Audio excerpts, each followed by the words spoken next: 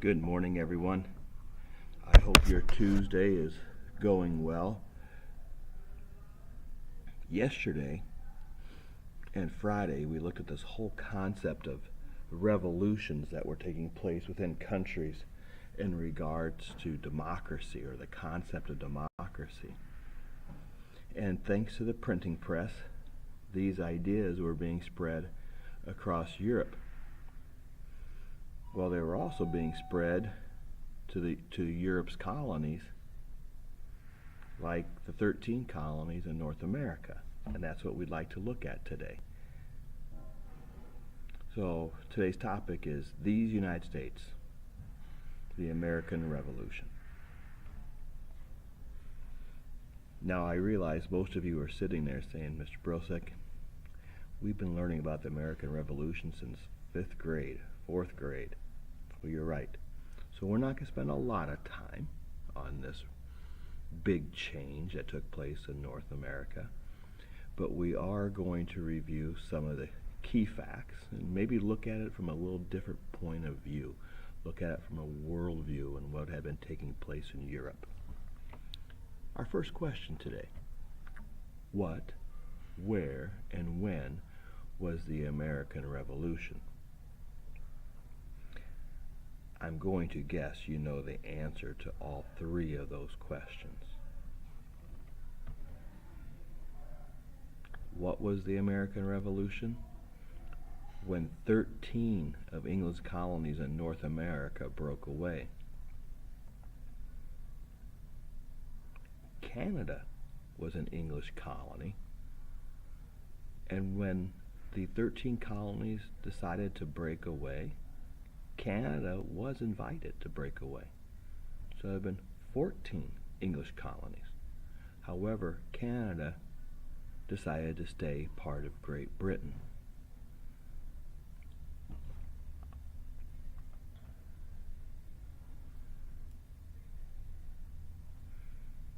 Even though the fighting had begun in 1775, the colonies did not declare their independence until July 4th, 1776. What was happening between the initial fighting in April 1775 and July 4th, 1776 was a debate among the colonists what they were fighting for. Were they fighting for change within the relationship between Great Britain and the colonies, or were they fighting for independence?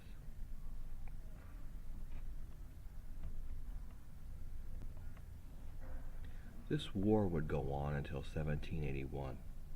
It wasn't until 1781 that the colonies were able to gain their independence from Great Britain. I think it's important here to note that the colonies were simply that, colonies, part of Great Britain, where Great Britain was the strongest country in the world in the late 1700s.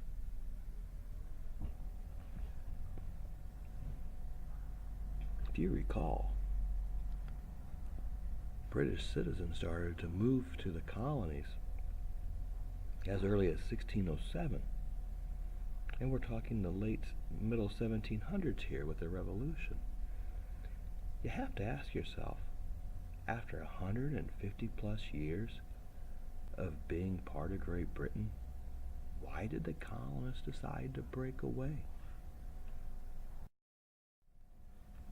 That takes us to our second question for the day. Why did this revolution take place? Like most things in life, there wasn't one cause. So this is an example of multiple causation.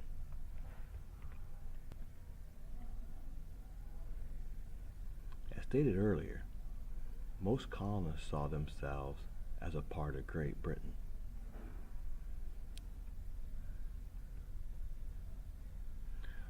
And most colonists saw the assemblies that they had put together and the councils they had put together as a balance between the colonists and the power of the king. So the colonial assemblies were viewed as intermediaries acting on behalf of the colonists and are acting with the king, because remember, the King of Great Britain was trying to be absolute, all-powerful. So again, the colonists saw their assemblies, their local councils, as the balance between them and the power of the king, intermediaries. But here's what started to happen in the 1760s. The king was no longer consulting the assemblies before placing taxes on the colonists. In the colonist point of view, I should say in some of the colonist point of view, that was wrong.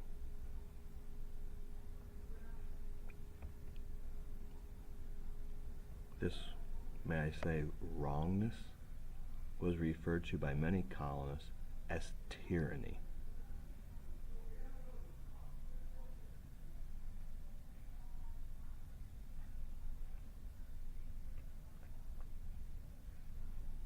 Another thing that's going to bring about the American Revolution is that the colonists were being forced to purchase products from British companies.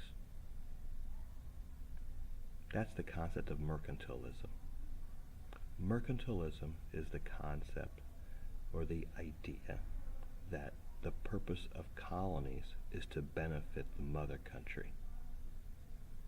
However, because of events taking place in Great Britain, for most of colonial history, the colonists had been able to act on their own.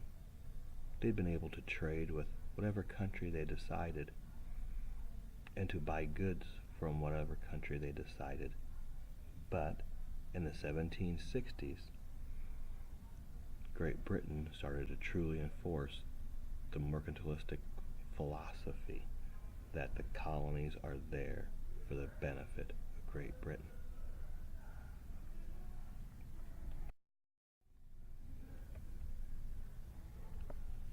Another reason why the American Revolution took place is because some colonists were starting to agree with those new concepts that were being discussed in Europe. Those concepts that you read about yesterday and that we talked about yesterday and on Friday. They started to believe in the social contract, the idea that the government is there to serve the people, not that the people are there to serve the government. According to John Locke, if the people of a country believed that the government was no longer serving the needs of the people, and through peaceful means the people had tried to make adjustments to the government, the people had the right to overthrow the government.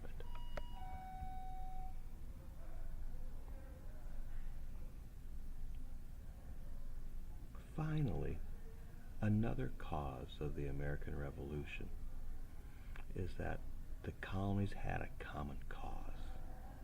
See, you have to understand that the 13 colonies saw themselves as 13 independent countries or states. So the 13 colonies having a common cause in their agreement with what Great Britain was doing was wrong. So they formed what they called a Continental Congress to organize themselves.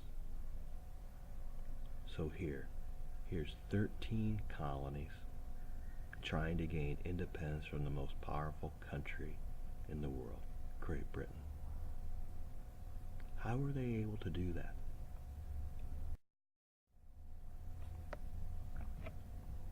It wasn't easy. 13 little colonies taking on the world superpower at the time, especially when you consider these three fractions: 1/4, 1/2, 1/4. 1/4 of the colonists believed in the cause. They believed that the colonies should be independent. 1/4 of the colonists believed that what Great Britain was doing was justified. Half of the colonists either did not have an opinion or just didn't care. That's going to hurt the colonial cause. The one-fourth that believed in colonial independence, called patriots. The one-fourth that believed Great Britain had the right to do what they were doing, loyalists. Well, throughout the war, Britain had a difficult time controlling the interior region. But they had an easier time controlling the region along the coast.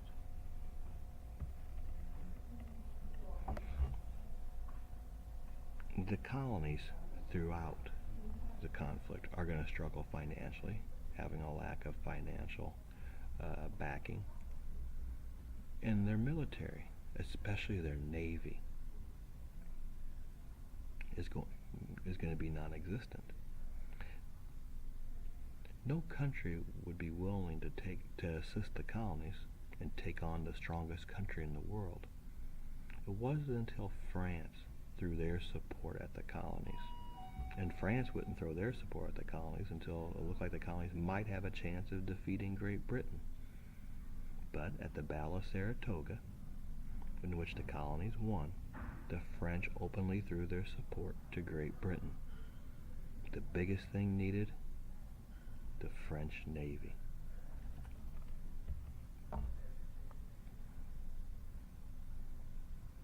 By 1781, Great Britain had tired of this war. This war had become costly and expensive, both in men, material, and finances. And the 13 colonies weren't all of Britain's colonies. If you recall, Britain had colonies all around the world.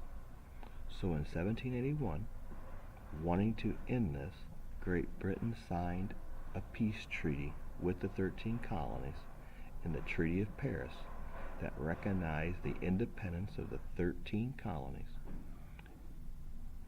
That is the American Revolution. That is the big change. 13 colonies gaining their independence from a mother country. First time it had ever happened in the modern era. Tomorrow we will look at what the colonies decided to do to govern themselves. But today's focus, the revolution itself, this changing of people's minds that they could be independent, that they did not have to be part of Great Britain. I hope you have a good Tuesday.